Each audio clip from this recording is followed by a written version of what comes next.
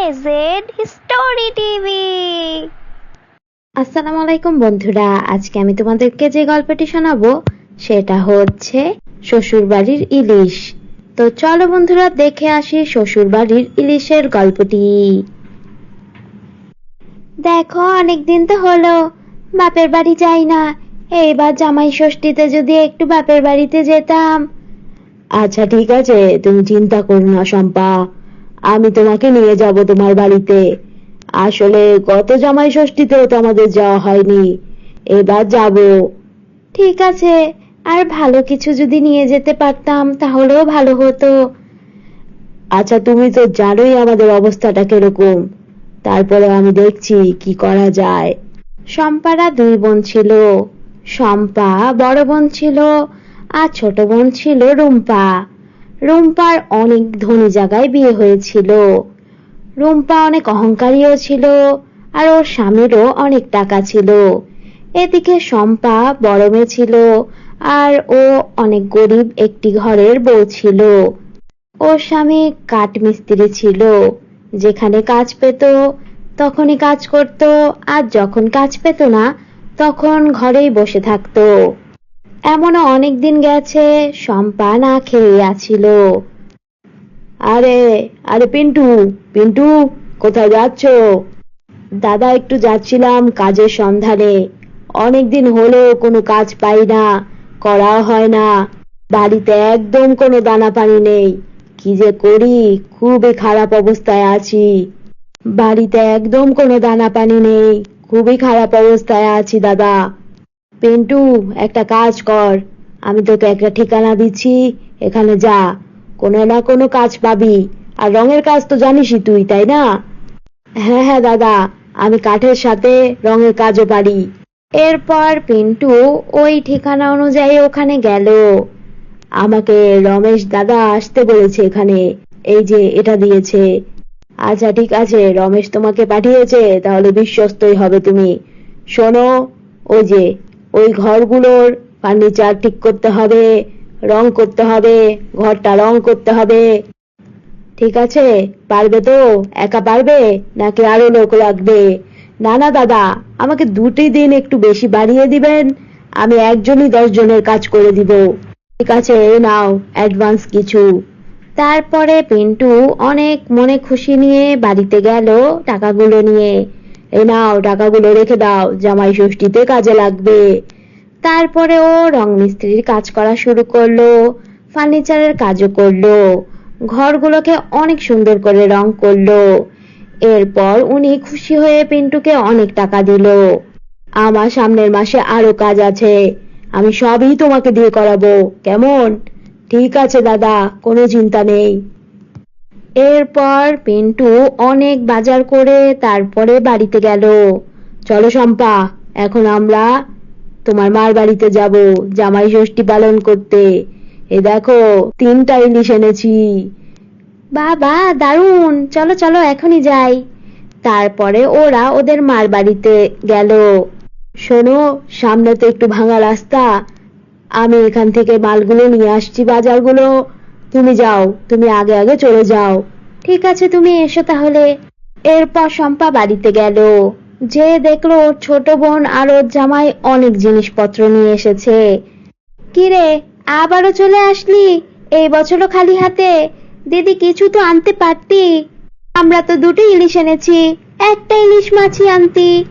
মা, আমি আমি আসলে, কি আর বলবি বল, তোর ছোট বোন তো মিথ্যে কিছু বলেনি, ও তো সত্যি বলেছে। সব সময় তোরা 2জন জামাই বউ খালি হাতে আসিস আর বাড়িতে খেয়ে টেয়ে চলে যাস আর নিয়েও যাস। তোর যে কি একটা পোড়া কপাল হলো, আমার মেয়েটার অবস্থাই খারাপ, কি আর বলবো। আয়, আজকেও তোরা খেয়ে যা আর নিয়েও যাবি। দেখ, তোর ছোট বোন আর ওর জামাই কত বাজার নিয়ে এসেছে। এগুলো সব পিন্টু বাইরে থেকে শুনছিল। তারপরে ও ঘরের ভিতরে আসলো, বাজারগুলো সবগুলো রাখলো।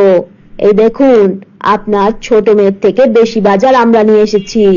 ওরা 2টা ইলিশ এনেছে, আমরা 3টা এনেছিলাম। আমরা গরিব হতে পারি কিন্তু মন কখনো ছোট না। সবসময় হাতে টাকা থাকে না, কিন্তু একদিন আমাদেরও সময় ফিরবে। চলো শম্পা, এই বাড়িতে তোমার আর আশা লাগবে না, এখানে তুমি অপমানিত হয়েছো। তারপরে ওরা বাড়িতে চলে গেল। এরপরে পিন্টু ওই লোকের কাছ থেকে অনেক কাজ পেল। আস্তে আস্তে ও অনেক ভালো কাজ পেতে লাগলো। ওর বাড়িটাকেও অনেক বড় করে ফেললো। ও এরপর একটি মুদি দোকান দিয়ে দিল। ওদের দিন অনেক ভালো যাচ্ছিল। একদিন ওর শাশুড়ি আর শ্বশুর ওদের বাড়িতে আসলো। আমাদের ঝড়ে পুরো বাড়ি ভেঙে গেছে, ছোট মেয়ের কাছে গিয়েছিলাম, তারা ঠাঁই দেয়নি। তোদের সাথে এত খারাপ ব্যবহার করেছি, তোরাও দিবি না জানি, তারপরেও আসলাম। কে বলেছে আমরা আপনাদেরকে ঠাঁই দিব না? এটা আপনাদেরই বাড়ি, আসুন, আপনারা আজকে থেকে আমাদের সাথেই থাকবেন। তারপরে ওরা বুঝতে পারলো মানুষের টাকা থাকলেই হয় না, মনও থাকতে হয়। তো তোমরা দেখলে বন্ধুরা শ্বশুর বাড়ির ইলিশের গল্পটি। এই গল্পটি ভালো লাগলে লাইক করো, আর কেমন লেগেছে এটা জানাতে কমেন্ট করো। আর হ্যাঁ বন্ধুরা, আমাদের AZ Story টিভিকে সাবস্ক্রাইব করো। আল্লাহ হাফেজ। এক গ্রামে কারিনা নামের একটি মেয়ে বাস করত।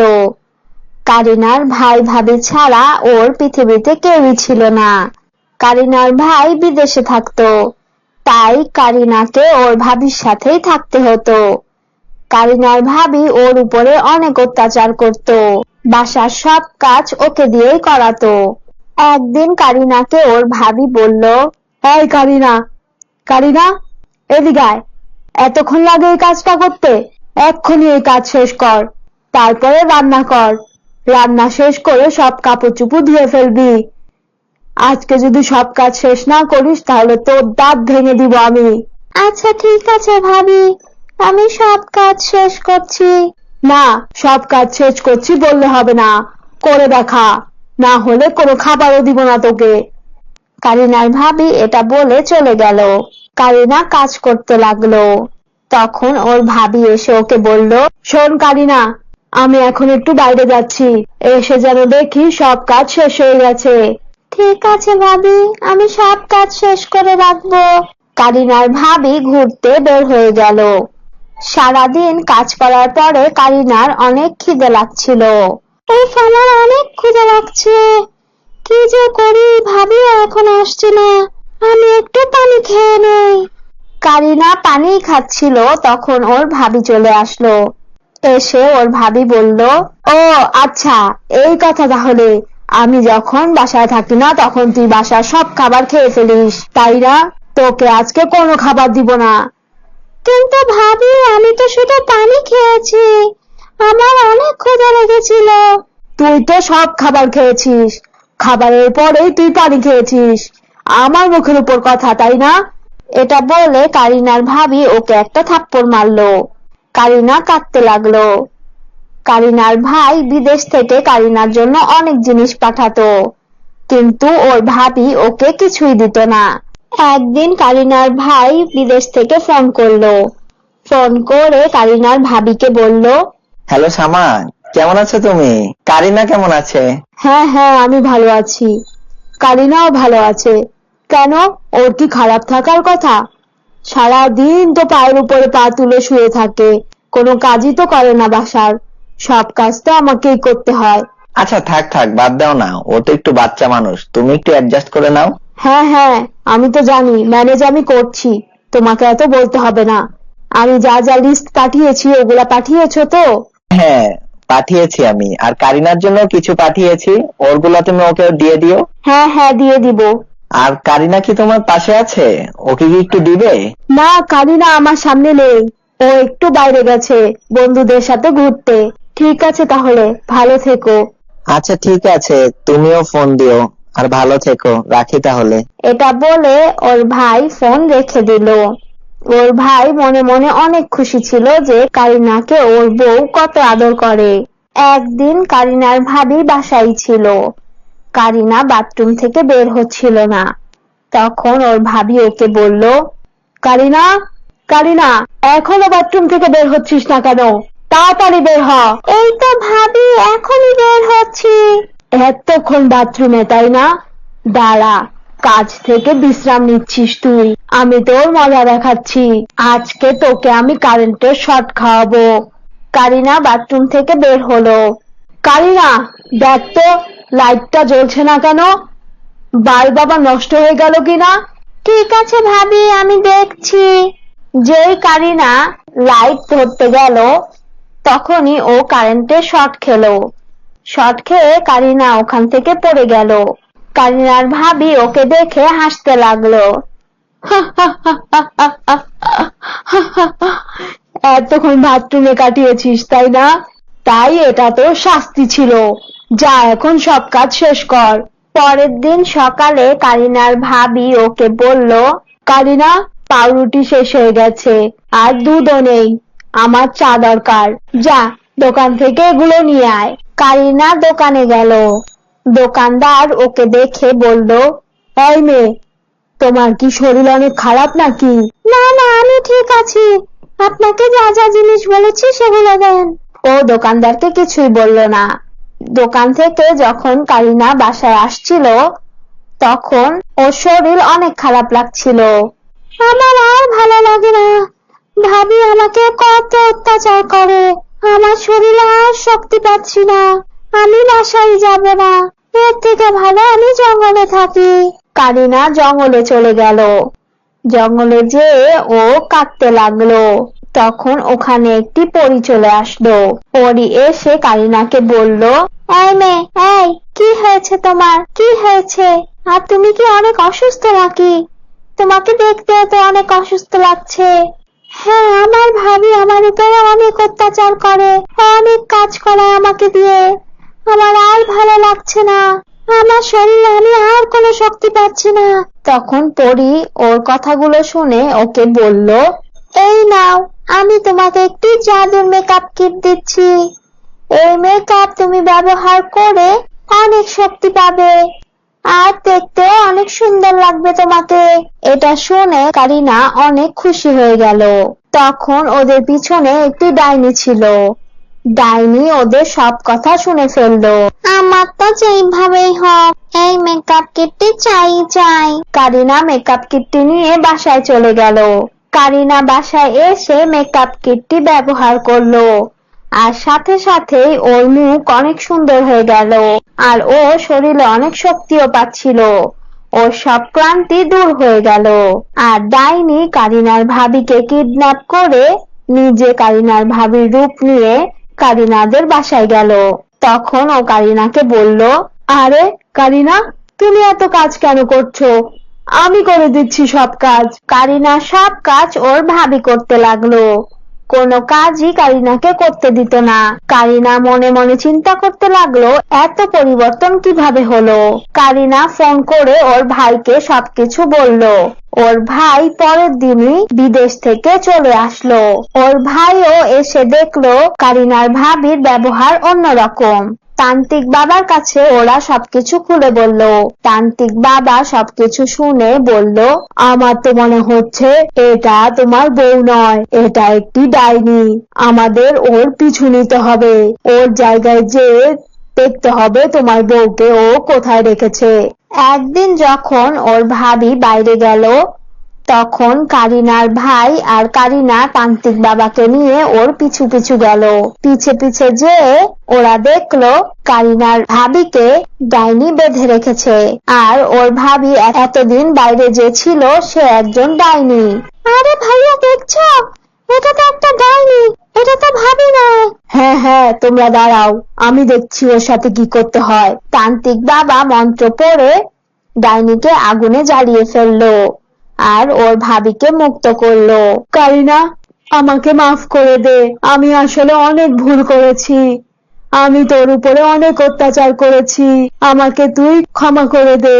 কারিনার ভাবি ওর ভাইয়ের কাছেও মাফ চাইলো।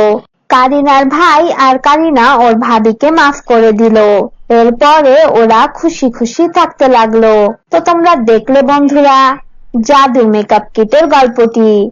এই গল্প থেকে আমরা যেটা শিখতে পেলাম সেটা হচ্ছে অহংকারের পতন একদিন না একদিন হবেই। তো বন্ধুরা, এই গল্পটি ভালো লাগলে লাইক করো আর কেমন লেগেছে এটা জানাতে কমেন্ট করো। আর হ্যাঁ বন্ধুরা, আমাদের AZ স্টোরি টিভিকে সাবস্ক্রাইব করো। আল্লাহ হাফেজ। বাংলাপুর গ্রামে পাখি নামের একটি মেয়ে বাস করত ওর চাচা চাচির সাথে। পাখি খুব ভালো মেকআপ করতে পারত, কিন্তু পাখির চাচি আর ওর চাচাতো বোন মুনিয়া পাখিকে একদম দেখতে পারতো না। ওরা পাখির পার্লারে যে কাজ করাটাও একদম পছন্দ করত না। একদিন পাখির চাচি ওকে বলল, শোনো পাখি, আজ থেকে তুমি পার্লারে যে কাজ করতে পারবে না। কিন্তু চাচি। কোনো কিন্তু ফিন্তু আমি শুনবো না। বাসায় অনেক কাজ, এত কাজ করবে কে শুনি? আমি একা একা করব আর তুমি ফ্রিতে বসে খাবে? এটা হবে না। আমি বলেছি যাবে না তো যাবে না। চাচি, আমি পার্লার থেকে এসে যদি সব কাজ করে দেই? একদম ন্যাকামি করবে না আমার সাথে। যেটা বলেছি ওইটাই করবে। হ্যাঁ মা, ও বাসায় সব কাজ করবে। এমনি আমাদের বাসায় ফ্রিতে খাওয়া থাকে। হ্যাঁ মুনিয়া, তুমি ঠিক বলছো। পাখি, তুমি কাল থেকে পার্লারে যাবে না। এটা শুনে পাখির মন অনেক খারাপ হয়ে গেল। পাখিকে দিয়ে ওরা বাসা সব কাজ করাতো। একদিন পাখি বাজারে গেল। ও বাজার করে আসার টাইমে দেখলো একটা বুড়ো লোক অনেকগুলো ব্যাগ নিয়ে হাঁটতে পারছে না। পাখি ওনার কাছে যেয়ে বলল, চাচাজি, আপনার কি হয়েছে? আপনার কি অনেক কষ্ট হচ্ছে? আমি আপনাকে সাহায্য করব। আসলে আমার এতগুলো ব্যাগ নিয়ে যেতে অনেক কষ্ট হচ্ছে। দিন চাচাজি, তাহলে আমি আপনাকে সাহায্য করছি। পাখির এই কথা শুনে বুড়ো লোকটা অনেক খুশি হয়ে গেল আর উনি একটা বাবাতে রূপ ধারণ করলো। পাখি ওনাকে দেখে অবাক হয়ে গেল। পাখি, তুমি ভয় পেও না, আমি তোমাকে সাহায্য করার জন্য এসেছি। না, আমি ভয় পাচ্ছি না। পাখি, আমি জানি তুমি অনেক কষ্টে আছো। ওরা তোমার সাথে অনেক খারাপ ব্যবহার করে, তাই আমি তোমাকে একটি জাদুর মেকআপ ব্রাশ দিচ্ছি। এই মেকআপ ব্রাশটি দিয়ে তুমি টাকা উপার্জন করতে পারবে আর নিজের পায়ে দাঁড়াতে পারবে। তুমি এটা দিয়ে পার্লারের কাজ আবার শুরু করো। আপনাকে অনেক অনেক ধন্যবাদ বাবা। পাখিকে মেকআপ ব্রাশটি দিয়ে বাবা ওখান থেকে চলে গেল। এরপরে পাখি ওই জাদুর মেকআপ ব্রাশ দিয়ে মানুষের বাসায় যে মেকআপ করা শুরু করে দিল। পাখি মেকআপ ব্রাশটি মুখের উপরে রাখলেই মেকআপ একা একাই হয়ে যেত। আরে ওয়াও পাখি, তুমি তো অনেক ভালো মেকআপ করো। হ্যাঁ হ্যাঁ, ঠিক বলছিস, ও অনেক ভালো মেকআপ করে। পাখি, তুমি আমারও মেকআপ করে দাও। হ্যাঁ, আমি এখনই করে দিচ্ছি তোমার মেকআপ। পাখি ওদের মেকআপ করে দিল। এরপরে ওরা পাখিকে টাকা দিল। পাখি আস্তে আস্তে অনেক জনপ্রিয় হয়ে উঠল। আস্তে আস্তে পাখি একটি পার্লার দিয়ে দিল আর ওর থাকার জন্য একটি বাড়িও বানিয়ে ফেললো। একদিন জন নামের একটি ছেলে পাখিকে বলল, পাখি, আমি তোমাকে অনেক ভালোবাসি, আমি তোমাকে বিয়ে করতে চাই।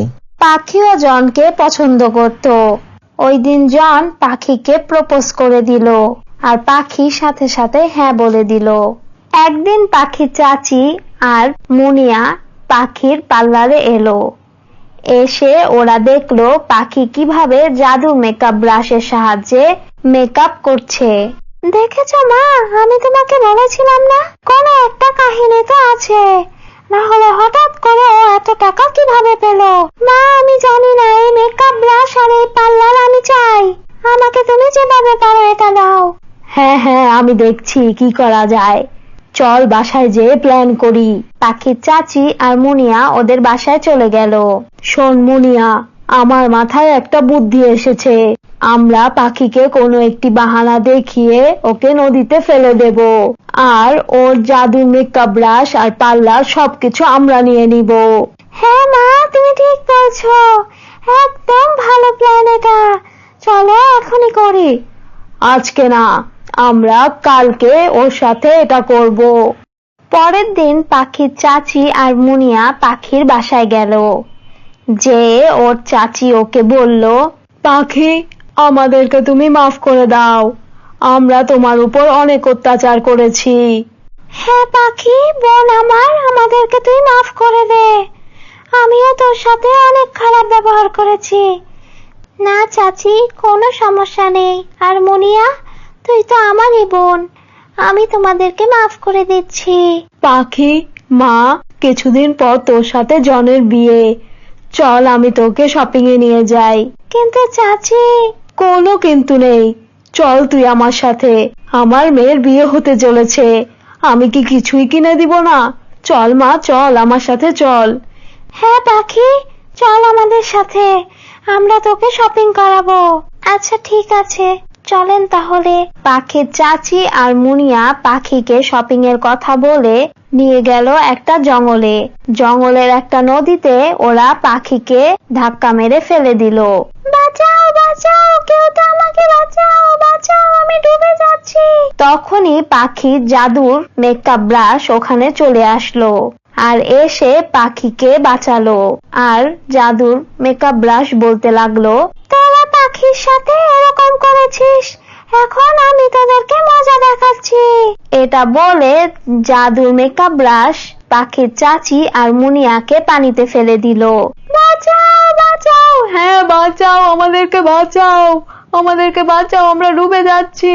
তখন পাখি বলল, জাদুর ব্রাশ, ওদেরকে পানি থেকে উপরে উঠাও। পাখির চাচি আর মুনিয়া পানি থেকে উঠে পাখির কাছে ক্ষমা চাইলো।